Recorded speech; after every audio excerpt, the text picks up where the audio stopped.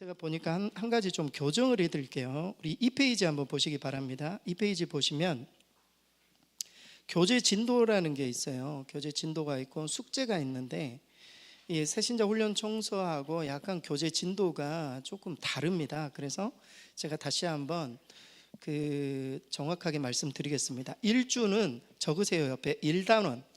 새신자 훈련 청소가 6단원까지 있는데 1주는 1단원을 공부를 하셔야 돼요. 1단원을 다 해오셔야 됐는데 오늘은 제가 지금 말씀드리는 거니까 안 해오셔도 오늘은 그냥 무방하겠습니다. 2주는 2단원 적으시고요. 새신자 훈련 청소를 말하는 겁니다. 2단원. 3주는 3단원. 그리고 4주는 4에서 5단원. 4주가 좀 양이 많아요. 그리고 5주는 6단원. 이렇게 해서 공부를 해오시면 되겠습니다. 혹시 1단원 다 해오신 분 있으신가요? 한 분, 두 분, 세 분, 네 분, 와, 5분. 반타작. 고맙습니다. 그렇게 꾸준하게 해오시면 도움이 될 거라 여겨지고요. 성경을 혹시 읽어오신 분, 사도행전, 요한복음이나 사도행전, 숙제는 1장에서 8장까지인데 권사님 해오시고 우리 권사님 해오시고 네네 이렇게 해오시기 꼭 바랍니다. 그러면 다음 주에는 더 강하게 물어보겠습니다. 왜 장로님 안 해오셨죠? 이렇게 물어보겠습니다. 그렇다고 또 다음 주에 안 나오시면 안 됩니다. 목사님 저 다음 주부터 온라인 이렇게 하시면 안 됩니다. 다음 주는 쉬는 날입니다. 다음 주는 제가 마지막 주는 오후 찬양 예배가 없어요. 할렐루야. 다음 주는 쉬시고 그 다음 주 그래서 저희가 4월 말일까지가 3월 마지막 주가 없이 4월 말일까지 그렇게 진행이 되겠습니다. 그렇게 이해해 주시면 되겠습니다. 자, 그러면 시작하겠습니다. 1-3 회개. 저희가 지난주에는 지금 6페이지 보시면 됩니다. 오늘은 회개 전체적으로 아웃라인 말씀드리면 1-3 회개하고 1-4 신앙, 2-1 중생, 2-2 구원의 확신까지 좀 양이 많습니다. 그래서 좀 빨리 좀 진행을 한번 해보겠습니다. 회개가 무엇인가? 성경에서 말하는 회개가 무엇인가? 알고 있는 내용이지만 그래도 확인차 한번 보겠습니다. 에베소서 2장 8절에서 9절. 스크린 먹어. 준비가 다 되어 있습니다. 능력자가 있잖아요 뒤에. 간사님 능력자죠. 8절에서 9절 우리 같이 한번 읽어볼까요? 시작. 너희는 그 은혜에 의하여 믿음으로 말미암아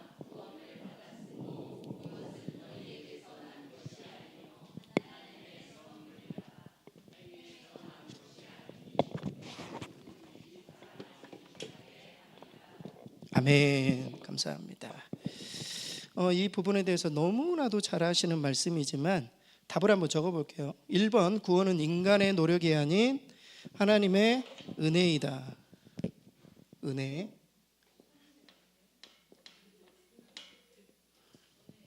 네, 인간의 노력이 아닌 하나님의 은혜이다. 선물도 답이 됩니다. 선물. 와. 원래 은혜라는 단어가 선물, 카리스가 똑같은 의미입니다. 그래서 선물이라고 단어를 그걸 쓰셨어도 맞겠습니다. 거기 밑에 단어 표현이 있어요. 단어 의미. 은혜는 조건 없이 받는 사랑을 성경에서는 은혜라고 합니다. 값없이 주어지는 사랑의 호의 이런 것들을 은혜라고 합니다. 그래서 은혜는 나로부터 시작하는 게 결코 아니죠. 하나님께서 우리에게 일방적으로 사랑을 먼저 보여주신, 나는 한 게 아무것도 사실은 없는데 예수님이 이 땅에 오셔서 나를 위해 죽으신, 이걸 은혜라고 표현을 해요. 믿음은 의지하는 것. 두 번째, 믿음은 의지하는 거예요. 기본적인 어떤 의미예요. 믿음은 기대는 것이거든요. 우리가 옆에 사람이 있으면 피곤할 때 기대는 것, 의지하는 것, 이것을 믿음이라고 합니다. 믿음이라고 하고요. 넘겨봐가지고 구원은 큰 구원에서 건짐은 큰 위험에서 건짐을 받는 것, 더 정확하게는 물에 빠진 사람들, 그런 사람을 구출해 주는 것, 이것을 구원이라고 해요. 그래서 성경에 모세, 구약의 모세가 물에 빠져서 살아났다 이런 뜻이거든요. 모세가 이게 구원이라는 뜻이에요.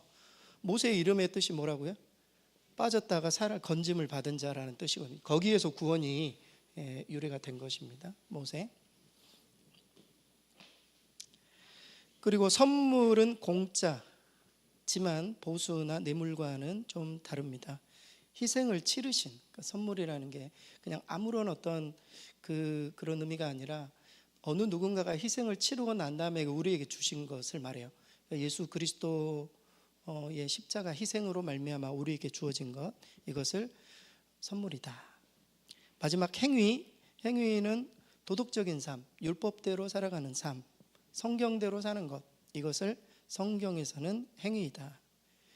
행위를 가장 행위로 자랑할 수 있을 만한 성경의 그 인물들이 등장하죠. 그 사람들이 바리새인 아니겠습니까? 바리새인인데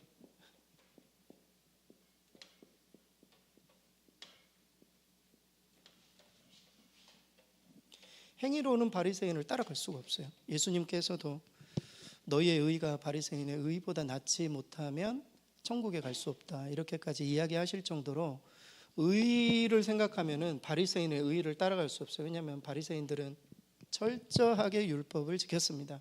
바리새인이 어디에서 나왔냐면 제가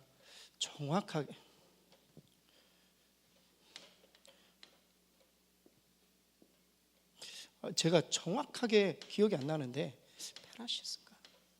이게 분리되다라는 뜻이거든요. 분리되다, 분리.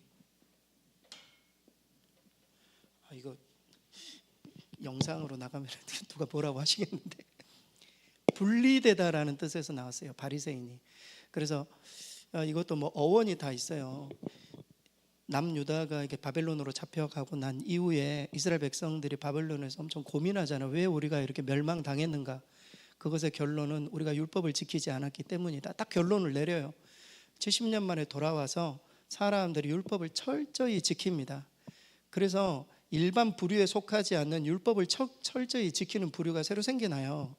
그런 사람들이 분리주의자라고 하는 거예요. 분리주의자.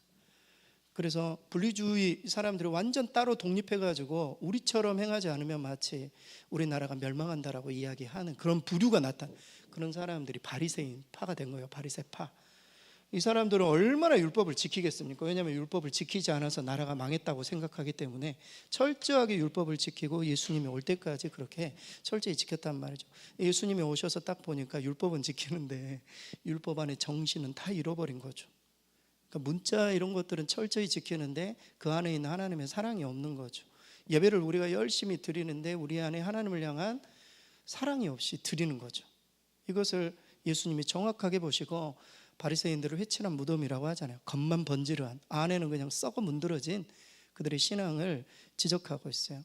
우리가 사실 바리새인들이 될 수도 있어요. 그래서 행위로는 구원을 못 받는다. 이 바리새인들 보고 이 회칠한 무덤들 저주의 자식들이라고 예수님이 말씀하시지 않습니까? 성경에는 굉장히 부드럽게 나와 있죠. 실제 헬라어 단어를 보고 예수님이 욕하셨어요.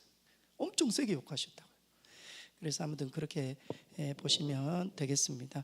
그래서 구원이라는 것은 우리의 행위가 인간의 노력이 아니라 값없이 주어지는 하나님의 은혜이다. 이 부분에 동의 안 하시는 분들은 이곳에 한 분도 없으실 거라고 여겨집니다. 여러분들이 열심히 정말 노력해가지고 구원을 받을 수 있으면 주님이 오실 이유가 없으세요. 주님이 오신 이유예요. 저도 목회자로서 살아가면서 실수도 많고 그리고 또 열심히 정말 해보려고는 하지만 새벽마다 일어날 때 너무 힘들게 일어나고 막 기쁨이 돼야 되는데 사실 인간의 의라는 게 얼마나 하찮은가 이런 생각이 들 때가 있어요.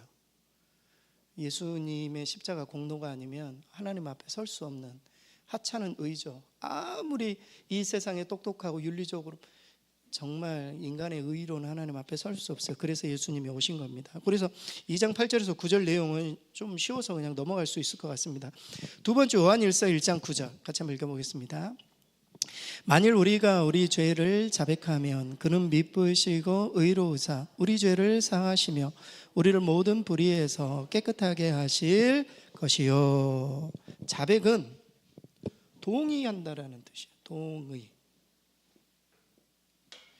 자백은 동의한다라는 의미입니다.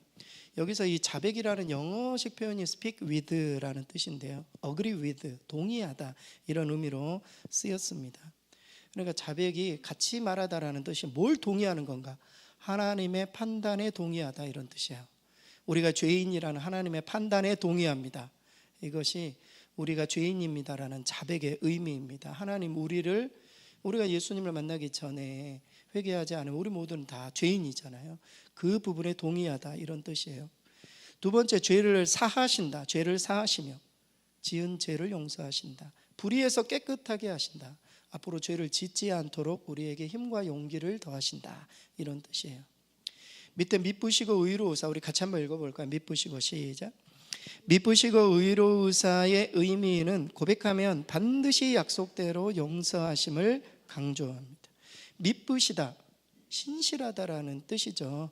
믿을 수 있다 이런 뜻이고, 의롭다, 옳은 판단을 내리신다, 공의로우시다 이런 뜻이에요. 그래서 하나님께서 용서하실 때, 우리를 용서하실 때 신실하시고 믿으실 수 있을 만한 분이 공의롭고 정당하게 우리 죄를 용서해 주신다는 거예요.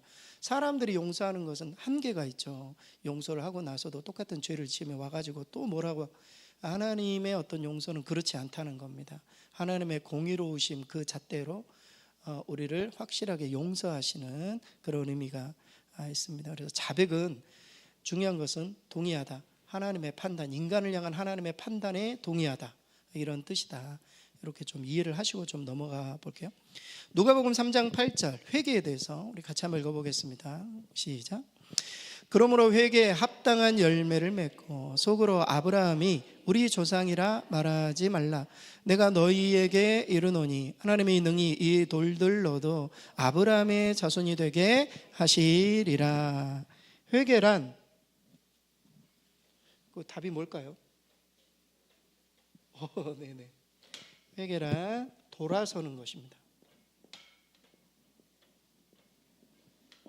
회개란 돌아서는 것입니다.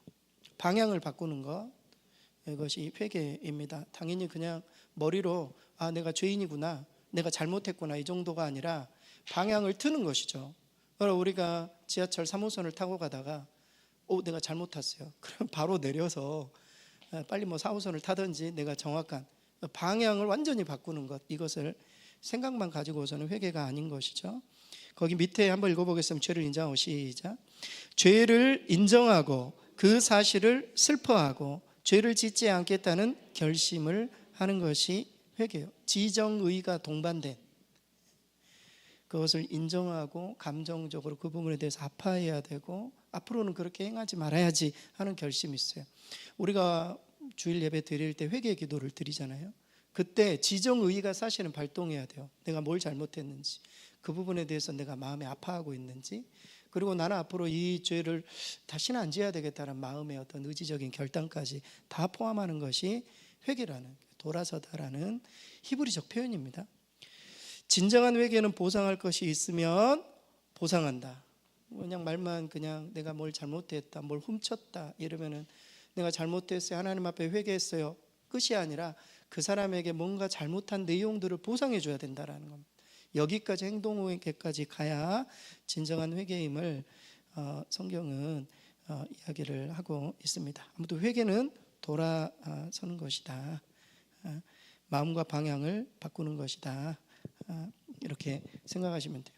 예수님께서 이 회개에 대해서 이야기를, 회개에 합당한 열매를 맺어야 된다 이렇게 말한 이유가 유대인들 때문에 그랬어요. 유대인들은 본인들이 아브라함의 자손이기 때문에 잘못해도 구원받는다고 생각했어요. 율법 잘 지키고 어느 정도 질서 유지하는데 사람들에게 어떤 어려움을 끼치지 않고, 왜냐하면 자기들은 태어날 때부터 하나님의 자녀라고 생각했기 때문에. 그런데 예수님께서는 그래가지고 천국에 못 갔다는 거예요. 너희가 방향을 바꿔야 된다는 거예요. 너희가 지금 아브라함 그 길로 갔던 이 방향이 잘못됐다라는 거예요. 율법을 지키고 막 이렇게 했던 것들이 잘못됐다는 거예요. 이 모든 죄를 없이 하기 위해서는 예수 그리스도를 믿는 믿음, 예수 그리스도를 믿는 믿음, 이 방향으로 완전히 돌아서지 않으면 너희는 회개에 합당한 열매를 맺을 수 없다. 그 부분에서 이 구절이 사실 나오는 겁니다. 그래서 돌아서는 것, 이 부분을 좀 기억을 하시면 되겠어요. 성도님들은 회개할 때 그냥 회개만 하시고 저도 그렇습니다. 저도 그런 경우가 많기 때문에 말씀을 드리는 겁니다. 회개만 하고 내 삶에 반복되는 죄악에 대해서는 그냥 나는 어쩔 수 없어 이렇게만 살아가서는 안 됨을 이 회개라는 단어는 우리에게 보여주고 있습니다. 신앙으로 한번 넘어가 보겠습니다. 신앙. 요한복음 1장 12절에서 13절 말씀, 우리 스크린 같이 한번 읽겠습니다. 영접하는 자 곧 그 이름을 믿는 자들에게는 하나님의 자녀가 되는 권세를 주셨으니 이는 혈통으로나 육정으로나 사람의 뜻으로 나지 아니하고 오직 하나님께로부터 난 자들이니라. 천국이 나오죠. 오늘 본문에 의하면 천국은 하나님의 자녀가 되었기 때문에 가는 겁니다. 하나님의 자녀. 하나님의 자녀가 되었기 때문에 가는 것이죠. 여러분 집에 자녀들 외에 다른 사람들이 맘대로 들어올 수 있나요? 그러지 않은 것처럼 하나님의 집도 하나님의 자녀만 들어갈 수 있는, 그 사람들에게 키가 주어지는 것이죠. 거기 한번 읽어보겠습니다. 하나님의 자녀가, 시작. 하나님의 자녀가 되는 특권은 그리스도를 영접하는 자에게 주어지는 것이다. 그리스도가 우리 가운데 들어오면 우리 모두가 하나님의 자녀가 됨을 이야기를 합니다. 영접이라는 것은 단순히 좋아하는 차원을 넘어서는 거죠. 삶 속에 모시는 것. 예전에 우리 어디 좀 부잣집에 가면 영접실이 있었는데 지금은 그런 게 없는 것 같아요. 영접실. 그래가지고 영접실에 가가지고 거기서 차 한잔 마시고 진짜 어디 다른 데로 옮기는 영접실. 삶 속에 모시는 것, 이것이 바로 영접입니다. 하나님의 자녀가 되는 것은 단순히 동의한다고 하나님의 자녀가 되는 것이 결코 아니라 우리 마음에 진실로 영접해야 되는, 거기 보면은 혈육으로 되는 것도 아니고 육종, 노력이죠. 사람의 뜻, 세례를 받고 영세를 받고 할례를 받고 이런 것과 전혀 상관이 없다라는 거예요. 예수 그리스도를 영접하는. 그러면 세례 받았으면 구원 못 받나요? 못 받을 수도 있어요. 여러분 세례 받는다고 다 구원 받나요? 그러면 군대 가가지고 군대 막 500명씩 세례 주는데 그럼 애들 다 구원 받나요? 결코 그렇지는 않습니다. 이 세례라는 것은 공증의 의미가 있는 것이지 진짜 이 구원의 개념은 우리가 어떻게 할 수 없는 개념이에요. 하나님이 구원을 결정하시는 것이죠. 그래서 성경에 의하면 하나님의 자녀라는 것은 예수님을 영접, 우리의 삶의 완전한 변화. 아까 회개 말했죠. 완전히 내 삶의 방향을 트는 거예요. 그거는 누구만 할 수 있는가? 사실 하나님만 할 수 있어요. 우리가 생각할 때 저는 방향을 틀었는데요, 하나님 기준에 못 미칠 수도 있어요. 사실은. 그래서 우리가 예수님 믿었으니까 무조건 다 구원받는다, 단정 지을 수가 없어요. 이 구원의 개념이 성경에는 되게 복잡하게 나타나기도 해요. 결국 결론은 그거예요. 구원은 하나님의 주권 가운데 속해 있는 거예요. 우리가 결정할 수가 없다고요. 물론 우리는 확신을 가지고 살아야죠.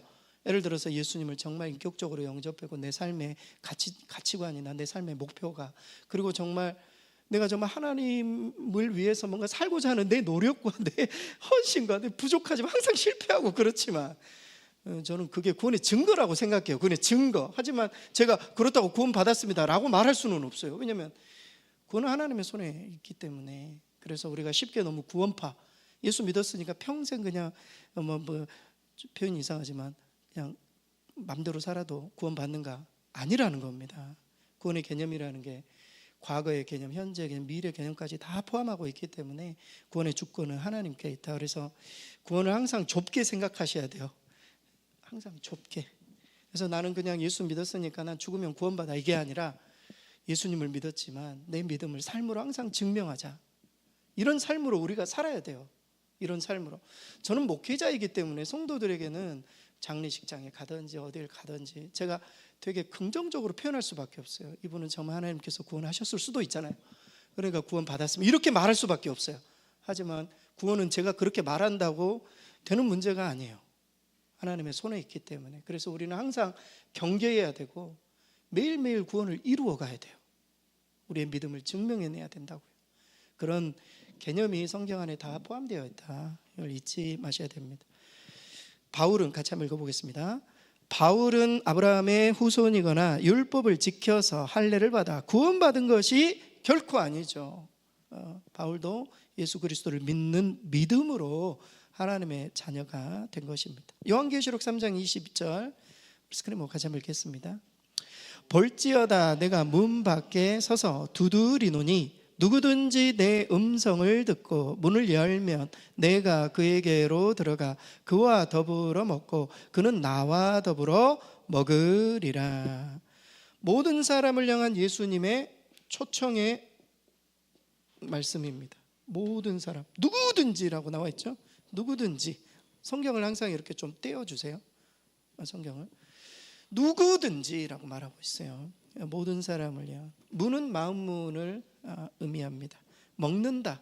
예수님이 우리 가운데 내주하셔서 식구처럼 생활을 같이 하신다.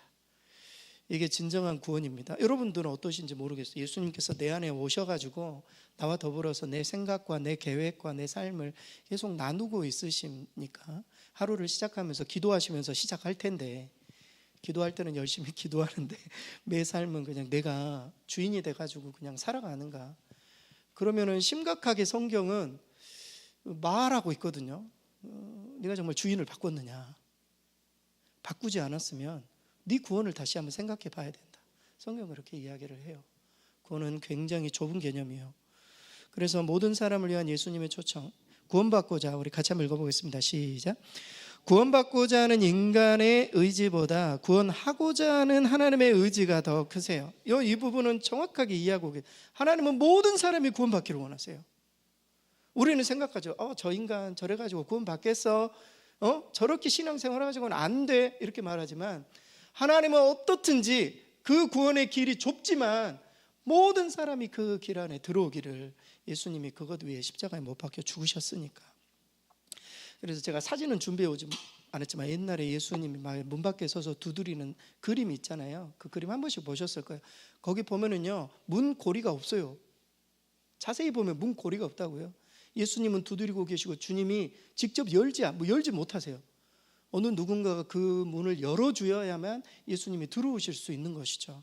예수님의 그 초청과 영접도 그래요. 우리가 억지로 예수님께서 우리를 강압적으로 너 나 믿어야 돼 해가지고 믿으신 분 있으신가요? 군대에서나 그렇게 해도 군대 요즘 군인들도 그렇게 안 믿습니다. 정말 자원하는 마음, 우리 마음에 인격적인 어떤 하나님을 향한 그 마음의 어떤 열림이 있어야 되거든요. 여러분, 그 의무적으로 신앙생활 하시는 분 계신가요? 저는 그렇게 말씀드릴 수 있어요. 구원받기 어려우세요, 그거는. 근데 정말 주일이 막 기다려지거나 막 이 정도는 아니라 할지라도 하나님 앞에 예배드림이 기쁨이고 정말 주님 안에서 내 존재의 정체성이 확인되고 정말 하나님 앞에 찬양하고 예배드리고 말씀 배우는 이 시간이 즐겁고 이런 것들이 사실 증거거든요. 내가 정말 구원받은 백성이구나 이렇게 생각할 수 있는 것입니다. 어떤 행위가 아니라 우리 마음의 중심을 하나님 보시기 때문입니다. 그래서 하나님의 의지가 훨씬 크세요. 그래서 그런 이야기도 있잖아요. 제가 전에도 한번 성경 공부할 때 이야기했지만 우리가 이렇게 예수님 손을 붙잡고 예수님도 내 손을 딱 붙잡고 있지만 손을 붙잡는 게 이렇게 붙잡아 내가 손을 딱 놓으면 끝나는 게 아니라 내 손을 딱 놔도 예수님 항상 끝까지 붙들고 있는 주님의 사랑이라는 게 그런 표현입니다. 로마서 10장 9절에 10절 스크립트 같이 한번 읽겠습니다. 네가 만일 내 입으로 예수를 주로 시인하며 또 하나님께서 그를 죽은 자 가운데에서 살리신 것을 내 마음에 믿으면 구원을 받으리라. 사람이 마음으로 믿어 의에 이르고 입으로 시인하여 구원에 이르느니라. 아멘. 마음으로 믿어 의에 이르고 입으로 시인하여 구원에 이른다. 구원을 위한 우리의 반응은 마음으로 믿고 입으로 시인하는 겁니다. 이 믿음과 시인이라는 게 믿음 이게 사실 분리된 게 아닙니다. 이게 사실 같은 의미예요. 유대인의 개념은요, 우리는 믿음 따로 시인 따로 이렇게 되잖아요. 근데 유대인의 개념은 그렇잖아요. 믿으면 당연히 시인하게 되어 있는 게 그래서 로마서 10장 9절에서 10절을 전에도 한번 이게 성경에 그 우리나라 말은 문법 있잖아요. 문법처럼 이걸 평행법이라고 하거든요. 평행법. 그래서 그 아까 성경에 보면 사람이 마음으로 믿어 의에 이르고 마음으로 믿어 의에 이르고 입으로 시인하여 구원에 이른다. 이게 같은 의미예요. 같은 의미. 이걸 같은 의미를 따로 설명한 거예요. 마음으로 믿어 의에 이르고 그 순서로 그 다음에 시인하여 구원에 이르는 이런 순서 개념이 아니라 이 두 의미가 같은 거라고요. 평행법이라고 그래요. 평행법. 그래서 유대인들은 그렇게 마음으로 당연히 믿는 것은 입으로 시인하는 거예요. 그 사람들은 그렇게. 그래서 마음으로 믿는 것과 입으로 시인한 것은 동일한 의미예요. 동일한 의미. 이게 마음 따로 입 따로 그런 게 아닙니다. 시인하는 것은 구원의 조건이라기보다는 공증의 의미가 있어요. 마음으로 믿었으면 당연히. 근데 이 공증의 의미는 말 그대로 사람들 앞에서 내가 예수 믿는 사람이라는 것을 공증하는 거죠. 당시에 유대인들은 이방인들이 유대교로 들어왔을 때 공증, 할례를 받아가지고 유대인이 되었잖아요. 그걸 공증, 사람들 앞에서 이 사람은 유대인입니다. 마찬가지로 우리가 그리스도인이 된 것도 공증이 필요한데 그것이 바로 마음으로 믿어 하나님 앞에 그 마음으로 믿은 바를 고백하는, 시인하는. 그래서 여러분 예수님을 영접할 때 이게 전통적인 교회마다 입으로 시인한 것을 굉장히 중요하게 생각해요. 믿었으면 고백해야 된다. 영접할 때 기도해야 된다. 이런 부분들을 강조하는 이유가 마음으로 그치지 않도록. 원래는 이게 같은 개념이지만 입으로 시인해서 마음으로 믿었던 것들을 공증할 수 있도록 하는, 우리 성도님들은 뭐 다 아는 개념이라고 믿습니다. 중생으로 넘어가 보겠습니다. 요한복음 3장 5절 같이 한번 읽겠습니다. 예수께서 대답하시되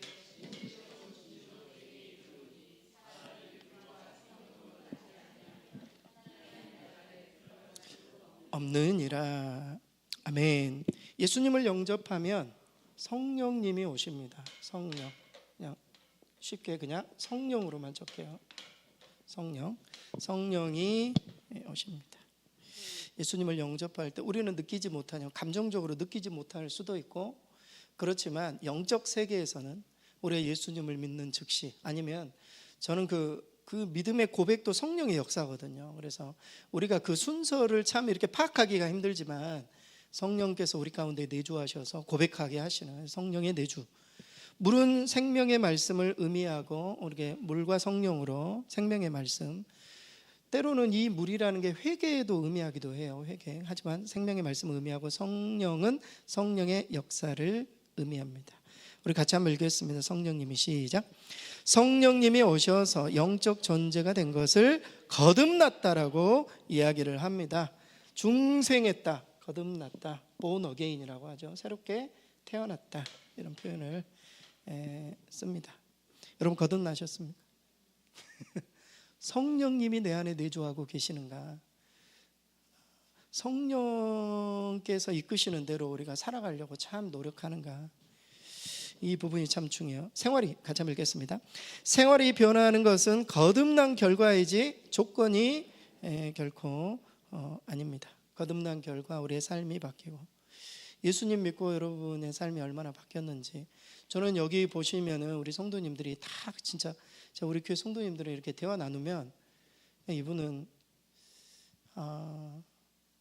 참 거듭나셨구나 이런 생각이 들 때가 있거든요. 목회자로서 성도님들의 어떤 생각하시는 것들이나 말씀하시는 것들이나, 물론 내면은 잘 모르겠어요. 근데 이렇게 말씀하시는 걸 보면은 삶의 어떤 변화, 내가 예수님을 믿지 않았다면 어떤 삶을 살았을까? 아무튼 예수님을 믿고 난 이후에 생활이 변화되는 것, 이것이 너무나도 중요합니다. 성령님이 내주하시잖아요. 성령님이, 우리가 성령의 내주라고 하는데요, 성령이 내주하시면 첫째 죄를 깨닫게 해주십니다. 죄를 깨닫게.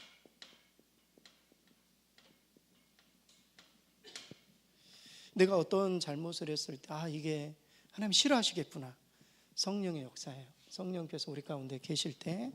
두 번째는 하나님의 자녀로 살 수 있도록, 하나님의 자녀로 살도록, 하나님의 자녀로 살도록 이끄세요. 그리고 마지막 세 번째, 성령께서 우리를 하나님의 나라, 천국에까지 인도하십니다. 성령의 내주, 성령님이 우리 가운데 하나님의 자녀로 살아갈 수 있도록, 우리가 막 느끼지는 못하고 막 성령님이 막 아침마다 나에게 막 음성을 주시고 막, 이거는 영적으로 정말 민감하신 분들은 실제 그렇게 사시는 분이 있으세요. 영적으로 이렇게 열려 있는 분들이 있거든요. 저는 그 부분에 대해서 저도 되게 열려 있어요. 성령님이 말씀하시고 꿈을 통해서나 어떤 계시를 통해서나 나에게 어떤 음성을 좀 확신을 주시고 막 이런 분들이 계세요. 그 부분에 대해서 저는 정말 좋게 생각해요. 하지만 그런 게 느껴지지 않는다 하더라도 나에게 죄를 깨닫게 하시고 하나님의 말씀 앞에 좀 살아가기 위해서 스트로크를 하는 그런 마음들이 있고, 결국 내가 죽어서 누가 나를 천국에 이끌겠습니까?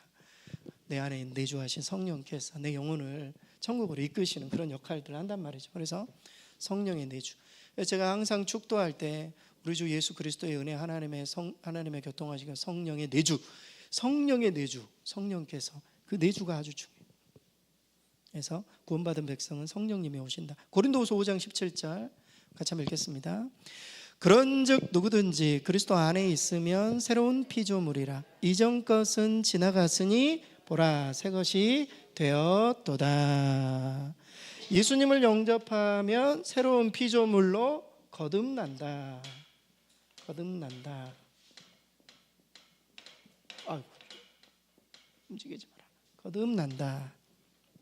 본어게인 한다. 새로운 피조물이기에 새로운 욕구와 새로운 능력을 소유하게 됩니다. 예수님과 성령님 우리 가운데 오시면 새로운 욕구가 생겨요. 어떤 새로운 욕구냐? 좀 어려운 표현인데요. 거룩한 욕구예요. 세상과, 그러니까 하나님이 원하시는 삶이 있잖아요. 세상이 요구하는 삶이 있고, 정말 하나님이 원하시는 그 삶으로 살아가고자 하는 욕구가 생겨요. 근데 그런 욕구가 없는 분들이 좀 많으세요. 성령이 충만하게 우리 가운데 역사하면 그런 욕구가 생긴다니까요. 세상이 뭐라고 해도 상관없어. 그냥 내가 정말 하나님의 기준에 따라 이렇게 살고자 하는 욕구가 우리 가운데 생겨요. 뉴 크리에이션과 본 어게인은 동의어이자 하나님으로부터 난 것이다. 그래서 같은 의미다. 새 창조, 본 어게인, 새로 태어남, 이것은 같은 의미로 성경에 이렇게 두 가지 번역으로 되어 있어요. 같이 한번 읽겠습니다. 새로운 변화, 시작. 새로운 변화의 시작은 인생을 바라보는 시각의 변화이다. 주님을 만나게 되면 정말 인생이 바뀌는, 사도 바울의 눈꺼풀이 말이죠, 어두워지고 눈꺼풀이 벗겨지니까 완전 새로운 세상이 열리는 그런 경험들을 하면 좋은데, 저도 막 특별히 막 어떤 영적인 경험 막 이런 것들이 그렇게 많지는 않아요. 그럼에도 불구하고 저는 늘 인격적으로 주님의 어떤 그 주님의 나를 향한 계획, 이런 부분들에 확실히 동의가 되고 열려 있고 막 이러거든요. 근데 제가 아는 이렇게 목사님들 이야기를 들어보면 특별히 영적으로 이렇게 체험하신 분들을 보면은 주님을 만나면 진짜 온 세상이 달라 보인다, 이런 말씀을 주시더라고요. 장로님 그런 경험 있으신가요? 예수님을 지하철 타고 만났는데 예수님이 은혜를 주시는데 세상이 그냥 너무 달라 보인다는 거예요. 그래가지고 막 세상 사람들이 아름답게 보이고 완전히 세상이 자기가 예수님 만나기 전과 후가 너무 달라진 거죠. 제가 아는 어떤 분도 그래요. 완전 변화가 돼가지고 그때 자기가 변화를 경험했을 때는 세상의 모든 어려운 일들 자기가 다 하고 싶대. 그런 마음을 하나님 주신대요. 뭐든지 다 하고 싶다. 밑에 뭐 쓰레기 다 치우고 싶대. 그런 마음을. 그래가지고 자기 예수님 만나고 난 다음에 진짜 완전 세상이 완전히 달라 보이고, 진짜 세상이 무서운 게 하나도, 내가 뭐 다 할 수 있다 막 이런 마음을 하나님 주시고. 정말 사도 바울이 그랬잖아요. 완전 눈꺼풀이 바뀌고 난 다음에 완전히 사도 바울이 핍박했던 그런 사람들을 위해서 살아버리는, 와, 이거는 정말 세계관이 바뀌는 거거든요. 그래서 이런 체험이 있으면은 사람들에게 이야기할 수 있죠. 거듭나면 어떤 일들이 생기는지 아느냐, 그러면서 자신의 체험 신앙을 이야기를 할 수, 본질이 새로워지는 거죠. 본질이 새로운 가치관. 그래서 저도 이제 우리 자녀들도 마찬가지지만 몇몇 사람들하고 이렇게 교제를 하다 보면은 가치관이 안 바뀐 사람이 저희 자녀들 이야기입니다. 애들이 참 예수 믿고 주일 성수하고 또 목회자 자녀로 이렇게 같이 교제도 하고 하는데 이야기를 들어보면 아직도 가치 체계가 다르구나. 이런 생각. 많이 기도해야 되겠구나. 계속 나눠야 되겠구나. 점점 아이들이 이제 성장해 가면서 저는 또 소망 중에 바뀔 거라고 믿고 계속 기도하고 있습니다. 에베소서 5장 22절 24절 스크린 보고 같이 한번 읽겠습니다. 아내들이여 자기 남편에게 복종하기를 주께 하듯 하라. 이는 남편이 아내의 머리됨이 그리스도께서 교회의 머리됨과 같음이니 그가 바로 몸의 구주시니라. 교회가 그리스도에게 하듯 아내들도 범사에 자기 남편에게 복종할지니라. 아멘. 성경 구절을 잘못 찾은 것 같아요. 에베소서 말씀이 아니라 제가 이거는 좀 한 번 더 체크를 해볼게요. 다음 주에 좀 더 말씀을 드리겠습니다. 에베소서 말씀이 아닌 것 같은데 제가 거기 보면은요, 옛사람에서 새 사람으로 변화되는 것이 중생입니다. 중생, 같은 의미죠. 거듭남, 중생, 새로 태어났다, born again. 옛사람의 특징은 유혹의 욕심을 따라 옛생활을 즐기는 사람입니다. 새사람, 같이 한번 읽어보겠습니다. 새사람의 특징은 하나님을 따라 의와 진리의 거룩함을 즐기는 사람입니다. 새사람이 되셨는지 체크해 보시기 바랍니다. 거듭난 사람은 무엇을 더 즐거워하느냐의 차이입니다. 우리가 과거의 옛사람, 세상 이런 것들을 즐기지 않고 우리가 그런 분들이 혹시 계시지는 않죠. 목회자가 드라마 보면은 목사님이 어떻게 그러실 수 있냐고. 우리 교회는 그런 분들이 없어서 너무 감사해요. 그런데 교회에 그런 분들이 계셔요. 큰 교회는. 그래서 목사님이 오시면 주보 하나 가지고 오셔가지고 이거 뭐냐고 막 따지시는 분들이 그렇게 있으시다고 그러시네. 목사님들 만나면 목사님 넥타이 그래가지고 목사님 이런 거 하나하나 그냥 토시 하나 자기의 신앙의 기준에 목사님 그렇게 안 사시니까 와가지고 막 하나하나 그냥 따지시고 막 그러시는. 근데 우리 교회는 그런 분들이 없으셔서 제가 예를 들어서 금요 기도회 때 넥타이 안 차고 와도 누가 뭐라고 안 하시고, 그래서 가끔은 저도 넥타이 차고 해야 되는데 막 이런 생각이 들면서도 좀 그런 분들이 계실 수도 있어요. 말은 안 하시지. 목사님 그래도 목사님이신데 넥타이 딱 차시고 그렇게 하셔야 되는 거 아닙니까? 말한 즉시 저는 합니다. 말씀 안 해주셔서 제가 좀 자유함 가운데 제가 목회할 수 있도록 도와주셔서 너무 감사하고, 저는 형식보다는 마음이고, 근데 또 형식이 마음을 지배할 때가 있기 때문에 이 형식을 중요하게 생각하지만 형식이 너무 좀 세져서 교회가 그렇게 화석화되지 않도록. 그러면 제가 넥타이 차면 우리 성도님들도 다 양복 입고 오셔야 됩니다. 그렇게 하면 다 오실까요? 교회 그러면 안 되잖아요. 자유함 가운데 하나님 앞에 예배드리고, 중요한 것은 우리 마음의 중심에 하나님을 향해 있는가, 그 부분을 생각하시면 되겠습니다.